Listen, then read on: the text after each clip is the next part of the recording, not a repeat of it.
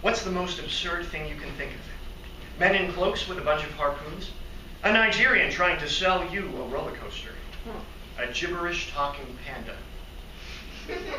For Mervin, anything is an escape from his monotonous job as a hotel receptionist in Arizona. But when a one-handed man who's up to no good checks in with an attractive girl and a familiar-looking black man, Mervin finally has his chance to partake in something truly exciting. But is the one-handed man real, or is he just another figment of Mervin's colorful imagination?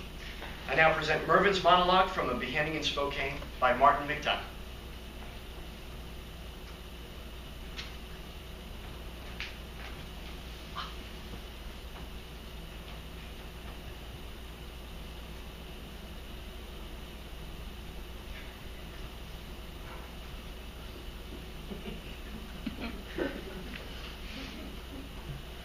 I wish I had a monkey sometimes, don't you? I do. Not so much as a chimp, as more of a kind of gibbon, or what kind of monkey? What would you do? Let it climb up stuff? Yup. Buy it a bunch of bananas, maybe? Do they really eat a lot of bananas? Or is that just what people say about them, about the banana thing, and they don't really care about bananas? You wouldn't know with the media nowadays. Because I don't go to a lot of zoos myself. You know, I used to in my teens when I didn't have nothing else to do, but then I began to find it kind of depressing, you know? So then I started going to zoos drunk, but that wasn't right either. So then I'd go to zoos drunk and think about doing a bunch of rescuing, but I never rescued shit, man. That was just the booze talking. All I sometimes do, for instance, if it was a gibbon behind the bars, I would put my finger through the bars and have him or her pull my finger, you know. I wasn't even scared about my finger. It was like the gibbon knew and cared that I was drunk and wondered why. But then I thought to the gibbon, my God, look what they've done to you. They've put you in a cage that you don't want to be in and make you pull my finger when what you should be is at home in a rainforest and not pulling anything that you didn't choose to pull. More likely a banana off a tree or the tail of another gibbon. And then I thought to myself, my God, is every single monkey in every single zoo around the world going to sleep at night thinking, man, I don't want to be in this cage pulling some drunk guy's finger. I want to be at home in Africa or wherever they have rainforests, swinging from tree to tree, having a banana or what have you.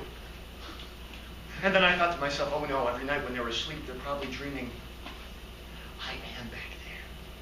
I am in the rainforest. I am having a banana. And bam! Waking up every day in Arizona, and here comes that drunk guy!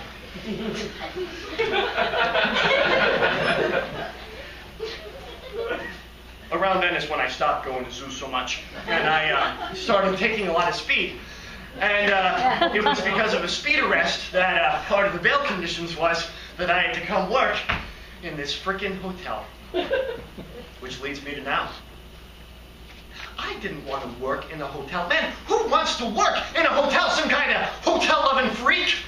Which is why I always hoped something exciting would happen. You know, like maybe a prostitute would get stabbed and I'd have to rescue her, or some lesbians would get stabbed. I wouldn't mind they were lesbians. I'd save them. You gotta look out for people, you know, even if they're different from you.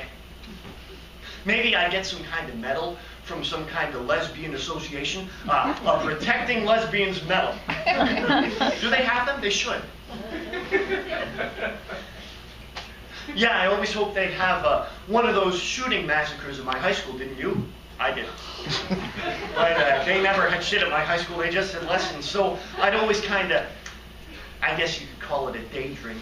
I'd always kind of daydream that a couple of the more perturbed kids would come in and start shooting up the place because of whatever it was in their social lives was making them sad. You know, like maybe they wasn't very good at sports or what have you, which can get you down. And they'd come in, as they do, dressed like soldiers just to be different. And I'd, you know, do something brave and save everybody.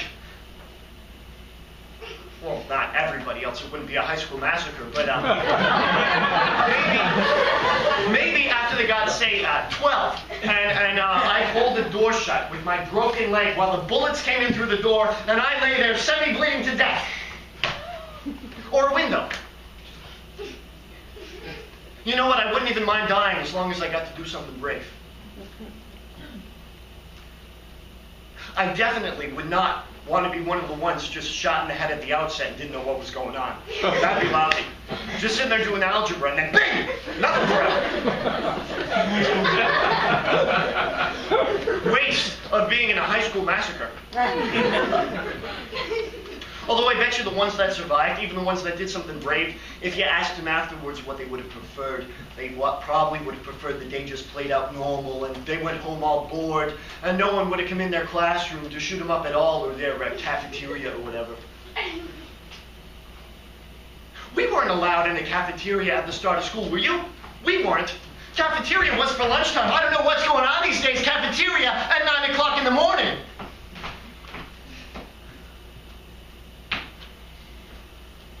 How did I get onto my high school massacre thing? Oh, yeah, the one-handed man. Yeah, so I think it was around midnight. I seen him hopping off of my fire escape and running off into the night with a gun in his hand. I knew he had a gun, didn't I? I knew it wasn't no car backfiring. Liar. Which, of course, meant that the pretty girl was still up there, possibly dead or dying at this point.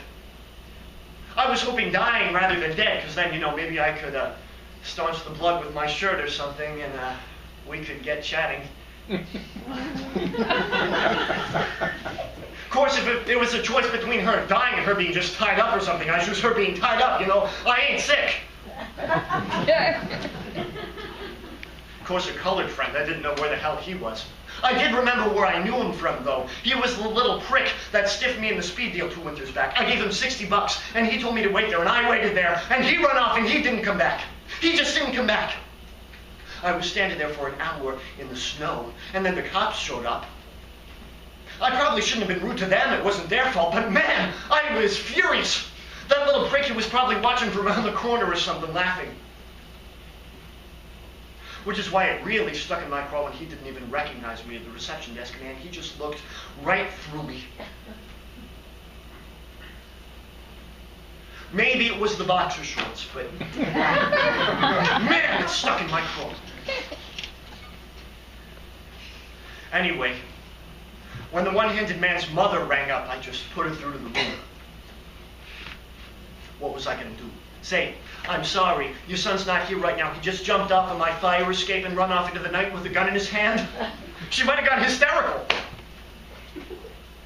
She already sounded a little hysterical. So I just put her through to the room. Let those a-holes figure it out. Thank you.